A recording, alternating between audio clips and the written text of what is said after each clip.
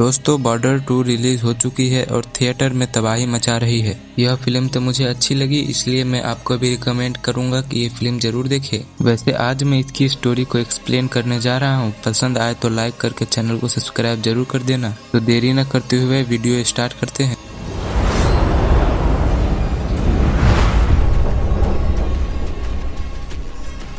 साल था 1971 जब पाकिस्तान के लोग पूर्वी पाकिस्तान पे अत्याचार कर रहे थे, जिससे तंग आकर पूर्वी पाकिस्तान के लोग बॉर्डर पार करके इंडिया आने लगते हैं। बट पश्चिमी पाकिस्तानी उन्हें मारने लगते हैं, जिससे इंडिया पूर्वी पाकिस्तान को इस कदर ट्रेंड करती है कि जिससे खुद वो उनसे लड़ सके। बट पश्चिमी पाकिस्तानी इंडिया से खफा होकर हर तरफ से जंग लड़ने की शुरुआत कर देते हैं, जैसे कि जम्मू कश्मीर में हवाई जंग और अरब सागर की लड़ाई। मतलब कि 1971 में उस समय पाकिस्तान से कई लड़ाई लड़ी गई थी। तो दोस्तों उन्हीं लड़ाइयों के बारे में आज हम जानने वाले हैं। फिल्म के शुरुआत में हम कुछ पाकिस्तानी आर्मी को देखते हैं जो चोरी से बॉर्डर पार कर रहे होते हैं, बट उनका सामना करने के लिए पहले से ही लेफ्टिनेंट फतेह सिंह होते हैं और फतेह सिंह अकेले ही उनको मौत के घाट उतारना शुरू कर देते हैं। हम देखते हैं वो धीरे धीरे करके सबको मारना शुरू कर देते हैं। तब पाकिस्तानी डर के मारे भागना शुरू करते हैं, पर फतेह सिंह उनको दौड़ा दौड़ा कर मारने लगता है।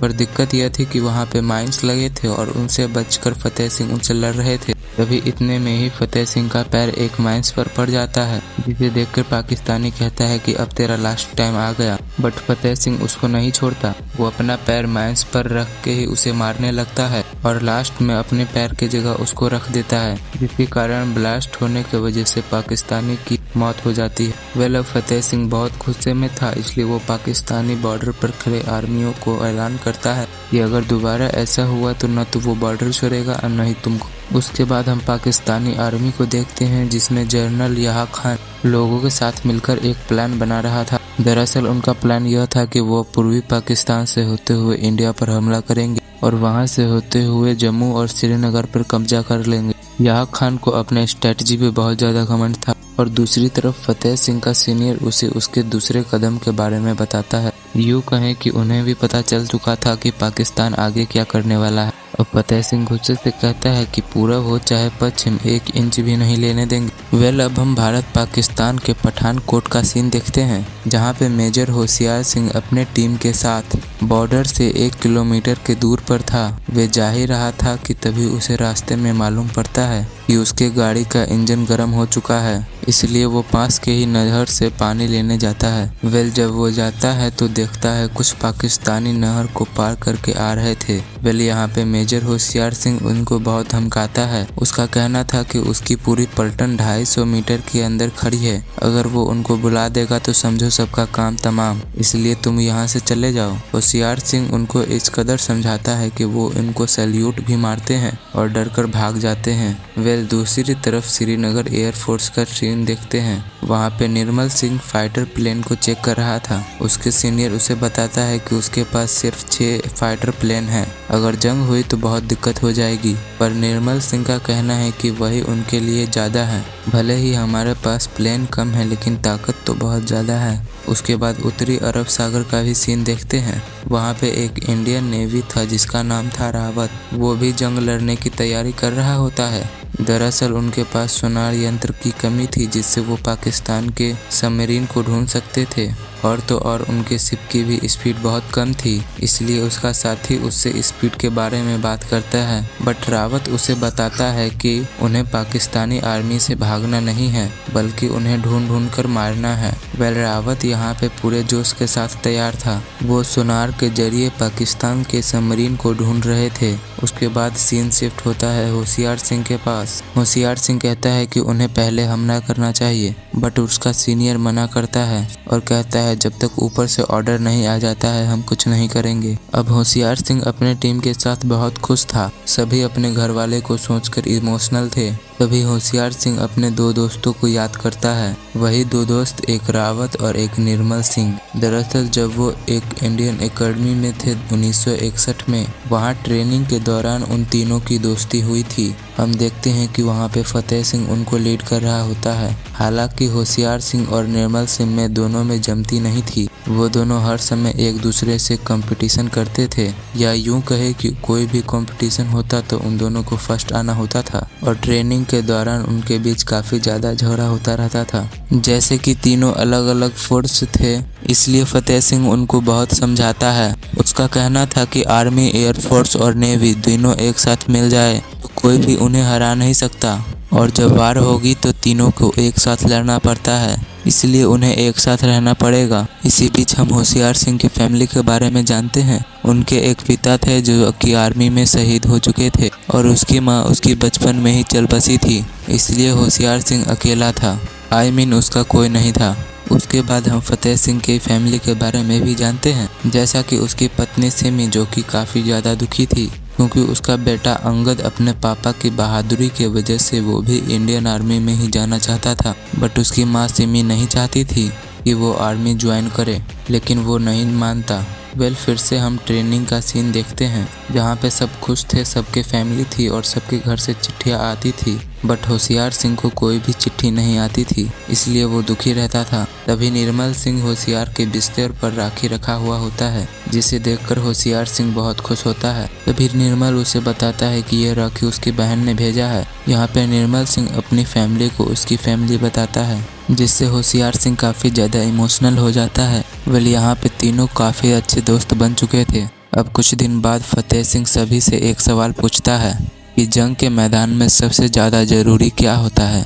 बट इस क्वेश्चन का जवाब सब अपने अपने हिसाब से देने लगते हैं, जैसे हौसला, निडर वगैरह वगैरह। बट फतेह सिंह उसे बताता है कि जंग के मैदान में सबसे ज़रूरी होता है दोस्त। जी हाँ दोस्तों, दोस्त ही होता है जो उन समय उनके साथ होता है। ये हथियार, टैंक, ये सब तो काम करना बंद कर देते हैं, बट एक सच्चा दोस्त तुम्हारा आखिरी सांस तक तुम्हारा साथ दे सकता है। इसलिए सभी को एक दूसरे से दोस्ती बनाकर रखनी चाहिए। उसके बाद होशियार सिंह को एक चिट्ठी आती है, जिसे देखकर सभी शौक थे कि होशियार की तो कोई फैमिली नहीं थी। फिर ये चिट्ठी किसकी है, तभी पता चलता है कि ये चिट्ठी उसकी पत्नी की थी। दरअसल जब होशियार सिंह 7 साल का था, तभी उसके घर वाले उसके शादी करा दिए थे।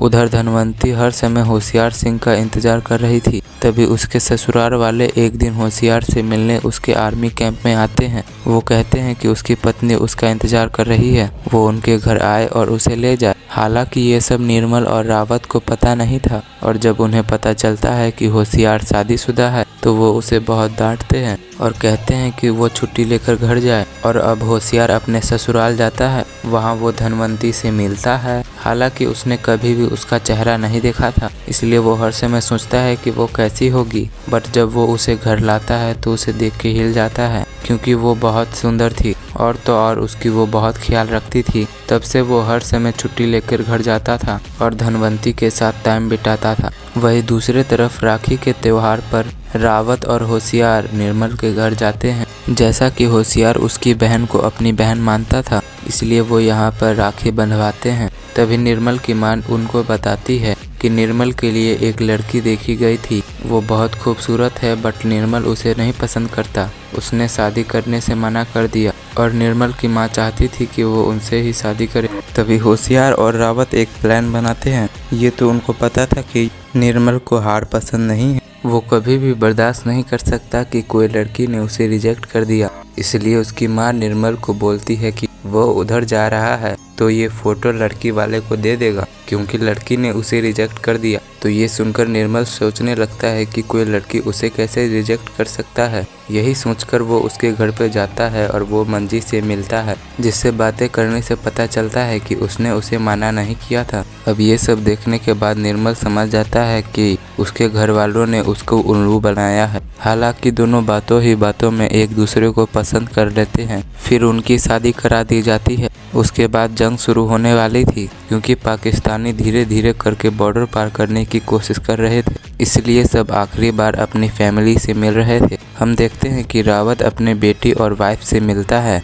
जो उसके जाने की वजह से बहुत दुखी थी। उसकी बेटी उसे एक दुर्गा माँ का ड्राइंग देती है, जिसे वो संभाल कर रखता है। उसके बाद हम फतेह सिंह को भी देखते हैं, जिसे पता चलता है कि कुछ लोग अपना गांव खाली करके जा रहे थे, क्योंकि उनके गांव में पाकिस्तानी कब्जा करने वाले थे। इसलिए उन्हें डर था कि जब जंग लड़ी जाएगी तो उन्हें भी मार दिया जाएगा, इसलिए वो इसी डर से अपना घर छोड़कर जा रहे होते हैं। तभी हम देखते हैं कि पाकिस्तानी उस गांव पर कब्जा कर लिए थे और कुछ इंडियन आर्मी को मारकर फेंक भी देते हैं। और जब ये बात फतेह सिंह को पता चलती है तो वो काफ़ी ज़्यादा गुस्से हो जाता है और वो अपनी फोर्स के साथ मिलकर एक प्लान बनाता है। उसका कहना था कि उसको हर हाल में वह जगह लेनी है, इसलिए वो सबसे पहले उनके रेडियो बेस पर हमला करेंगे ताकि वो एयरफोर्स को खबर न दे पाए, फिर उनको सबको मार देंगे। इसी प्लान के तहत फतेह सिंह उन पर हमला कर देता है। वो सबसे पहले रेडियो ऑपरेटर को तोड़ता है। तभी वो देखता है कि एक पाकिस्तानी जनरल फ़ोन पर कॉल करता है। वो अपने आर्मी को तैनात करना चाहता था बट फतेह ने तो उसे मार दिया था। बट लाइन पर फतेह उसे एक बात बताता है। दरअसल फतेह का बेटा अंगद को भी इस बेस पर ही मारा गया था और वो उसके बेटे का मजाक उड़ाते हुए कहता है कि उसी तरह तुझे भी मारेंगे। इसी पर फतेह सिंह कहता है कि तू पाकिस्तान तो संभाल नहीं पा रहा है और कश्मीर कैसे संभालेगा। उसका कहना था कि 1 गज क्या 1 इंच भी नहीं लेने देगा। यानी फतेह यहाँ पे उसे बहुत धमकाता है, उसके रेडियो टावर को भी उड़ा देता है। तभी कहानी फ्लैशबैक में जाती है। साल था 1965 जब फतेह अपने पत्नी के साथ अपने बेटे अंगद की चिट्ठी को पढ़ रहा था। वो बहुत खुश था। तभी आर्मी वाले आते हैं और यहाँ पे उसके बेटे का लाश लेके आते हैं। ये देख के फतेह का कलेजा फट जाता है। वे काफ़ी ज़्यादा दुखी होता है। उसके बाद सीन फिर से प्रेजेंट में आता है। हम देखते हैं कि फतेह की टीम उस गांव को छुड़ाना चाहती थी जिस पर पाकिस्तानी ने कब्जा किया था। वो कसम खाते हैं कि हर हाल में उन्हें भगा देंगे। दूसरी तरफ होशियार सिंह अपने टुकड़ी को मोटिवेट कर रहा होता है। तभी एक शख्स पूछता है कि हम पहला वार क्यों नहीं करते। अब होशियार उसे बताता है कि जो ताकतवर होता है उसे पहले दूसरे वार से मतलब नहीं होता है, क्योंकि उसे पता होता है कि आखिरी वार उसका ही होगा। कुछ इस तरह से सबको मोटिवेट करता है। इतने में सबके पास चिट्ठी आती है। वो चिट्ठी देख के बहुत ज़्यादा खुश थे। कुछ लोग दुखी भी थे क्योंकि किसी की माँ मर गई तो किसी का बेटा, और इस वजह से सभी सुख दुख में थे। यहीं पे होशियार को पता चलता है कि उसका बेटा भी होने वाला है। इस वजह से वो बहुत खुश था। कुछ दिन बाद अचानक पाकिस्तान से हमला होना स्टार्ट होता है। सबसे पहले रावत की सिम पर पाकिस्तानी सबमरीन से अटैक होता है जिससे शिप में ब्लास्ट होता है। उस वजह से शिप में पानी भरने लगता है और बहुत सारे अफसर मारे जाते हैं। रावत अपने अफसर को बचाकर एक बोट में बैठा देता है। उसके साथ अफसर भी उसे साथ जाने को बोलते हैं बट वो नहीं मानता। उसका कहना था कि मिशन अभी अधूरा है। रावत को पता चलता है कि वो सबमरीन से अटैक कर रहे हैं। तभी वो कुछ मिसाइल छोड़ता है जिससे उनके टैंक में होल हो जाता है। उस वजह से पानी भरने लगता है।